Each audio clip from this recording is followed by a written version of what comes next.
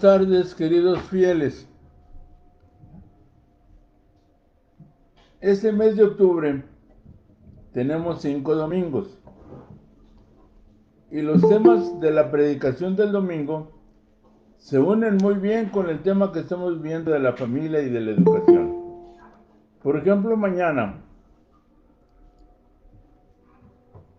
el Evangelio es el capítulo 10 de San Marcos. Se los leo.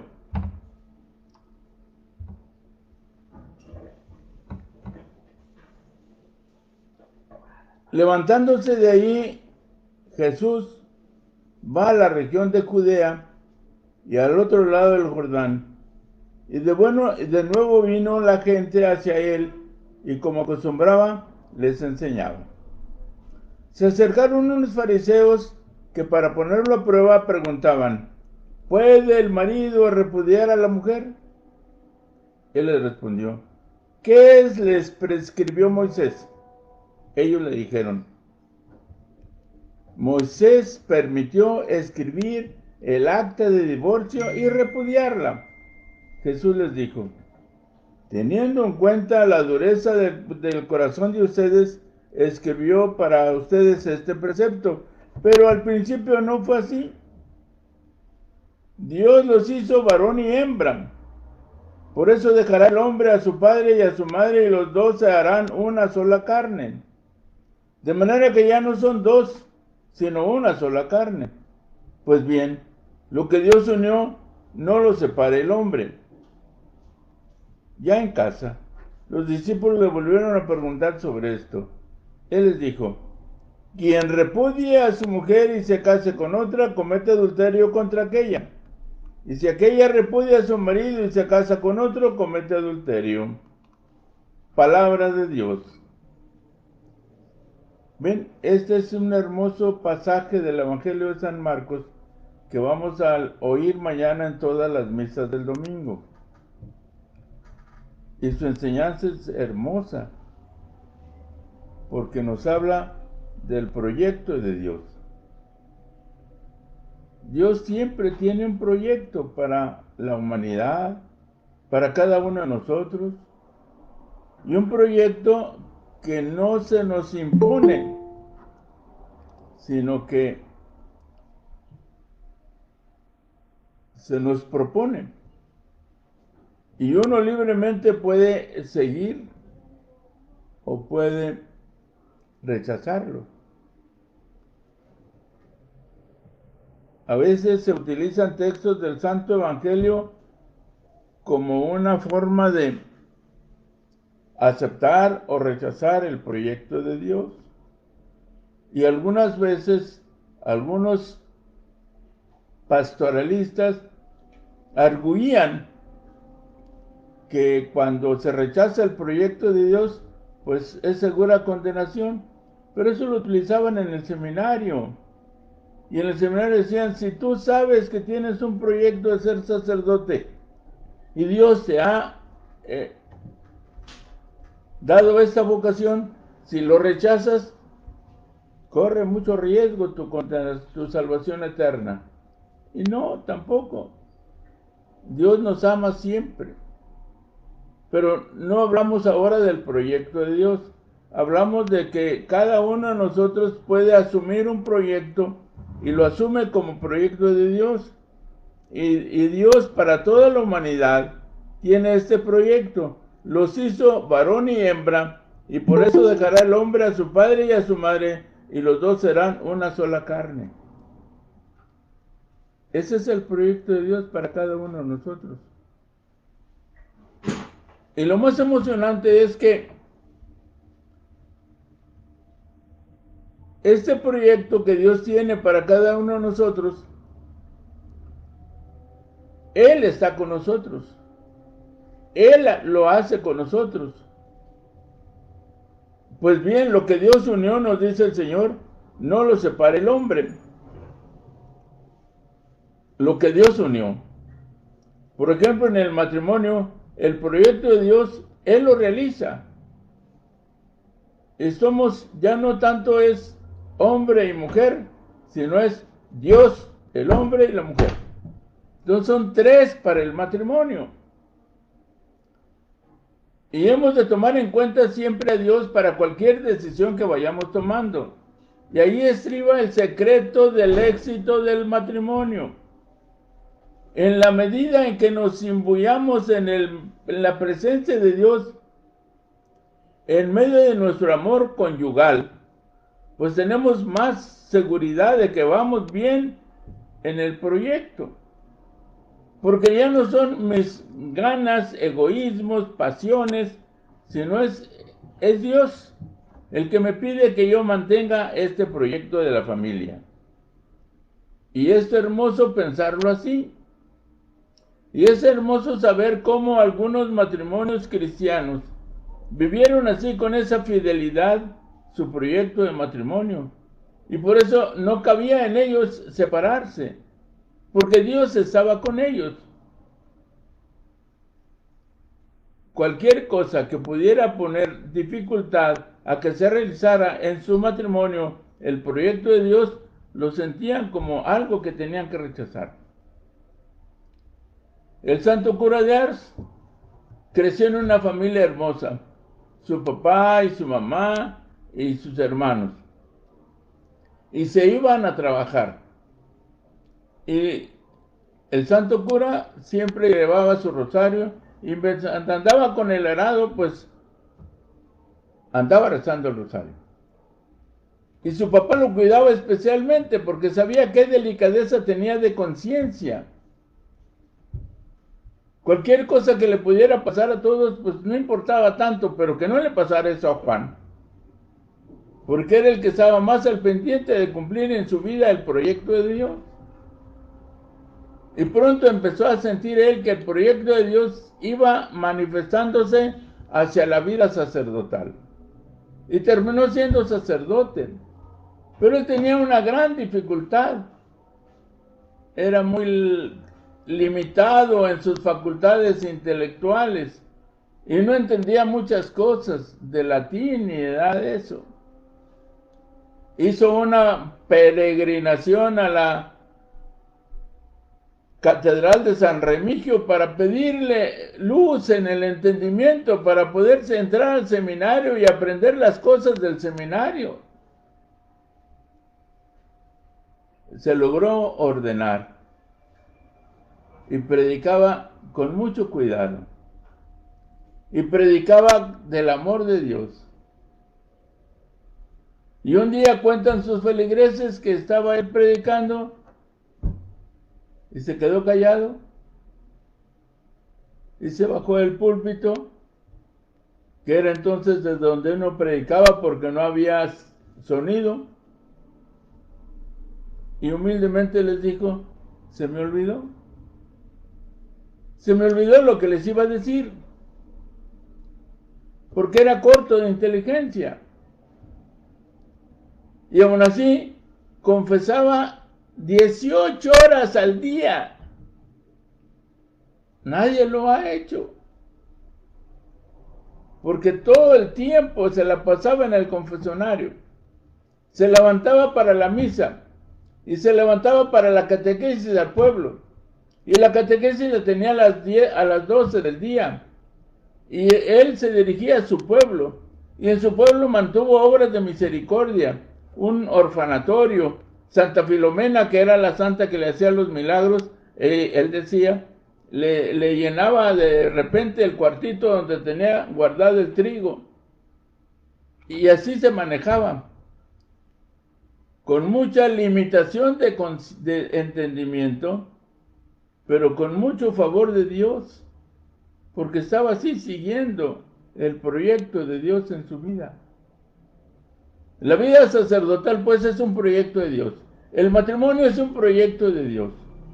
Si tú en el matrimonio lo vives así de cara a Dios, también no va a caber en tu mente, ni en la de tu esposo, ni en la de tu esposa, no va a caber el divorcio. ¿Cómo voy a romper el proyecto de Dios? Pero si no tienes en cuenta a Dios, pues tiras por la borda como si fueras en un barco todo lo que quieras. Lo más querido, lo más deleznable, lo que sea, pero lo tiras. te dejas guiar más bien por tu egoísmo, por no decir otras cosas, las pasiones, las competencias, las envidias, todo eso nos hace cambiar el proyecto de Dios. Hermanos, vamos tomando esta palabra del Señor como una palabra que nos abre a una nueva aurora. Estamos pensando en la pandemia, estamos pensando en nuestra patria, estamos pensando en un volcán que apareció en España, estamos pensando en una guerra que hay en Afganistán, estamos pensando con mucho miedo del futuro. Si ponemos nuestra mirada en Dios, vamos a seguir viviendo, entendiendo el paso de Dios en mi vida. Yo como sacerdote, ustedes como casados responsables de una familia, y todos tratando de seguir el proyecto de Dios. Esto es hermoso y es distinto. En este proyecto de Dios, lo que Dios ha unido, que no lo separe el hombre, no cabe el divorcio. Porque yo acepté el proyecto de Dios en mi vida. Tampoco no cabe el que un sacerdote cuelgue la sotana, porque es el proyecto de Dios.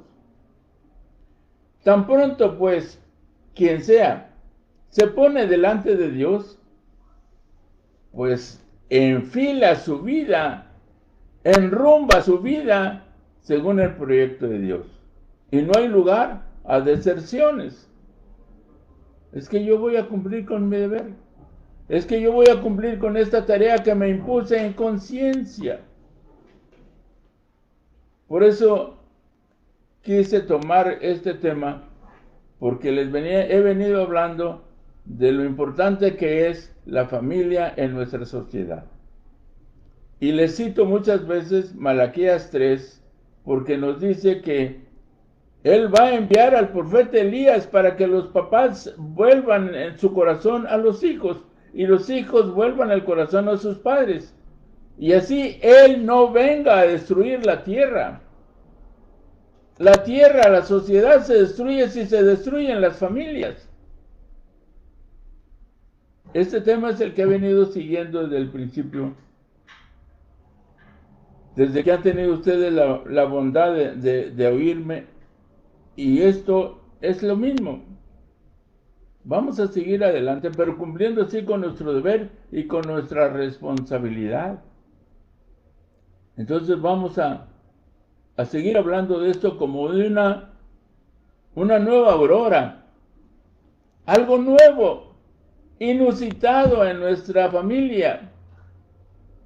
Mientras estaba en el seminario, un día jugando, no estaban muy en serio. Empezaron algunos a discutir de los alumnos y luego llegaron a los golpes. Pero alguien les dijo, ¿y con esas manos van a consagrar cuando sean sacerdotes? Y bueno, ya les cambió la perspectiva. Es decir, cuando entra la motivación de Dios en mi vida, en mi conducta, pues ya no puede seguir siendo la misma de estarme peleando. Así es en el matrimonio, así es en todas partes. Así es cuando asumo la voluntad de Dios en mi vida. Y como tarea del sacerdote es siempre predicar incansablemente que todos hemos de hacer la voluntad de Dios. Por eso pedimos en el Padre Nuestro y así nos lo enseñó el Señor. Hágase, Señor, tu voluntad, así en la tierra como en el cielo. De cualquier manera y bajo cualquier aspecto, lo importante es cumplir la voluntad de Dios. Hermanos, este mes de octubre voy a seguir de cerca los evangelios. Mañana se va a proclamar el capítulo 10 de San Marcos. La pregunta que le hicieron al Señor los fariseos, ¿puede uno divorciarse? Y el Señor le responde, no puede divorciarse porque desde un principio Dios los hizo hombre y mujer. Y lo que Dios unió no lo va a separar el hombre. Los apóstoles pronto comprendieron esta doctrina y San Marcos, San Pablo, en la carta a los Corintios, Y en la de los Efesios les dice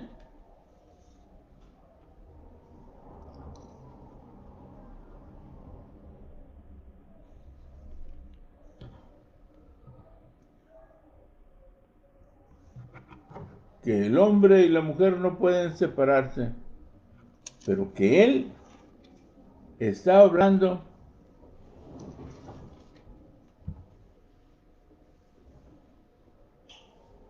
del proyecto de Dios. Dice así, textualmente: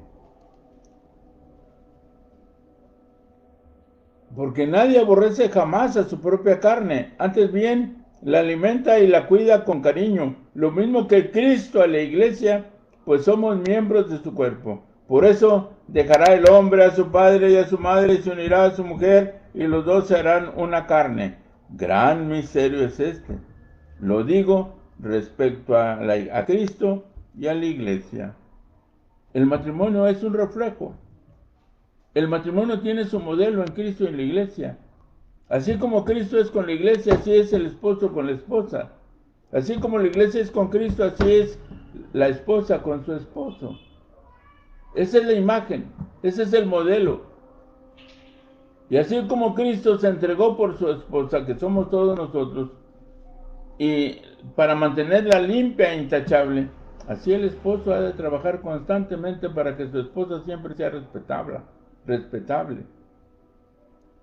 Por cualquier lado que lo veamos, pues, el proyecto de Dios sobre la familia es hermoso. Y más vale que los esposos sientan que hay tres voluntades en la familia: Dios que los une, el esposo que ama a su esposa y la esposa que ama a su esposo.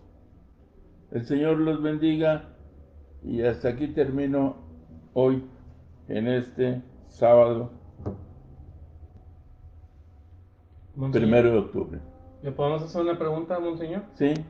Mire, ¿qué pasa cuando la otra parte del matrimonio pues ya no quiere seguir con el proyecto, ¿verdad? O sea, pasa mucho que a veces el hombre, bueno, pues ya tiene otra, se busca otra pareja y es otra familia. O también puede ser del lado de la mujer, ¿Sí ¿verdad? te están oyendo? Sí, sí me escucha. Mm. Entonces, ahí en ese caso, ¿cuál sería el proyecto o cómo tendría que reestructurar la persona que sí estaba bien en el matrimonio su proyecto de vida, ¿verdad? Siempre hay rupturas en los proyectos, y cada proyecto que se rompe deja algunas víctimas. Lo más frecuente es que sean los niños. Eh, yo recuerdo y cito en mis homilías la niña que me dijo un día: yo me enojé mucho, me acuso de que me enojé mucho cuando mis papás se separaron, pero ya recapacité, ya entiendo que es problema de ellos, y yo no me voy a enojar ya con ellos. O sea, hay modos de recapacitar y de entender cómo poder vivir el proyecto de Dios, pero deshecho el proyecto de Dios, pues sí hay muchos desastres, y sobre todo el proyecto de Dios en el matrimonio, porque, pues no. Por eso en la palabra de Elías, citado por Malaquías, es clave: yo vendré a destruir la tierra hasta que los padres no vuelvan su corazón a los hijos y los hijos a los padres. Ese es reconstruir otra vez el proyecto de Dios. Y cuando no se logra, pues se quedan víctimas, se quedan amargados, se quedan gente que frustrada porque no tuvo las oportunidades de crecer. Pero es real. Eso que tú me dices, cuando ya alguien no quiere seguir el proyecto de Dios, pues no lo vamos a traer con cadenas. Pues se separó, se fue, se perdió. Y esto pues está en la libre voluntad del ser humano, destruirse el proyecto de Dios. Y eso no se puede hacer nada, porque no hay una ley coercitiva que te obligue a mantenerte. Recién llegado yo de obispo a Linares, fue un señor y me dijo: sé que mi mujer que me dejó vive en tal parte en Estados Unidos, mándele una carta y que se vuelva a venir conmigo. Pues se la voy a mandar, porque tenemos recursos en la iglesia para comunicarnos con el obispo de allá de aquella ciudad, pero no se va a venir.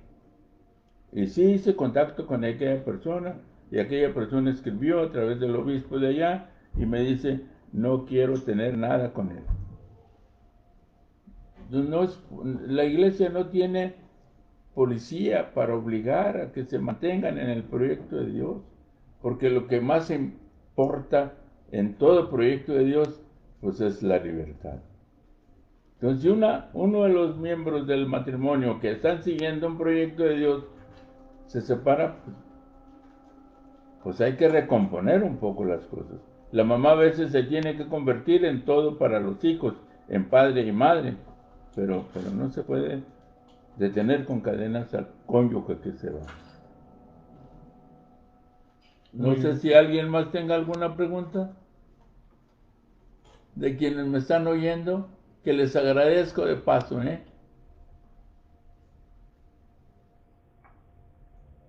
Mire, aquí tenemos una invitada y tiene una pregunta, pero a ver, adelante. Cristi, dime.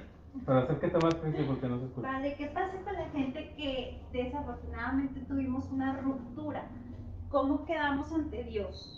O sea, que nosotros queremos seguir ese acercamiento y el proyecto de vida y de Dios con nosotros, como en este caso que queda uno con hijos, como dice usted, quedan esas heridas que ya poco a poco van sanando, pero nosotros ante Dios, la gente divorciada, ¿qué espacio tiene ante Dios, ante la iglesia? Ante todos estos cambios que han venido ahora, ante la iglesia, ¿cómo quedamos? Más que ante la iglesia, ante Dios.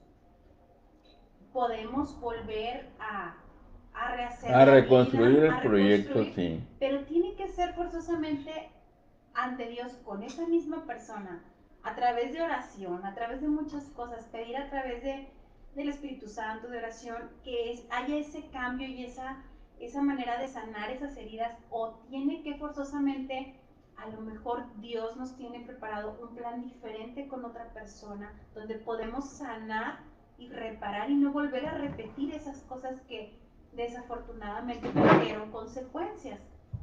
¿Qué es lo que pasa, Padre? ¿O qué nos puede usted compartir en su sabiduría de eso?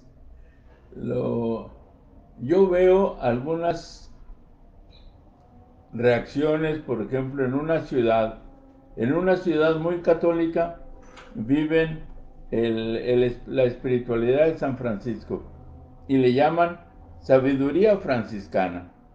Y a veces encuentras que los que tienen esa experiencia son maometanos, son evangélicos, no necesariamente católicos, pero sin embargo tienen una visión de la presencia de Dios al estilo San Francisco. Y el estilo de San Francisco siempre fue recomponer. Él fue persiguiendo, buenamente acompañando a los ejércitos de las cruzadas en el siglo XII. Y veían los destrozos que hacían los ejércitos cristianos. Y le dijo al Señor, ya no sé por quién pedirte, si por los maometanos o por los católicos, por los cristianos, porque los dos hacen desmanes. Entonces, San Francisco tuvo una visión, pues la carta del Papa, hermanos todos, está inspirada en el estilo de vida de San Francisco. Entonces, hay que ir encontrando que las cosas se puedan recomponer en el proyecto de Dios y que si llega un momento en que ya no es posible continuar con el primer proyecto original, pues puede ser que haya oportunidad de rehacerlo. Yo lo predico con mucha seguridad. Dios no quiere oprimidos. Todo el libro del Éxodo se escribió como la liberación del pueblo hebreo de Egipto, porque estaba en la esclavitud. Hace unos 100 años se decía, no se pueden divorciar porque esa es la cruz que te tocó. Y ahora ya no decimos así. Dios no nos impone una cruz y nos mantiene oprimidos. sino Dios nos permite que vayamos encontrando la libertad interior. Y esto es lo que sería mi respuesta, Cristi. En la iglesia tenemos que ir encontrando cómo rehagan en su vida el proyecto de Dios. Y cómo lo rehagan de manera justa y de manera fructuosa. Que no signifique una pérdida para la persona. En concreto, yo creo que hay experiencias de cómo la iglesia puede facilitar una sentencia de nulidad, porque la teología ha venido descubriendo más cosas.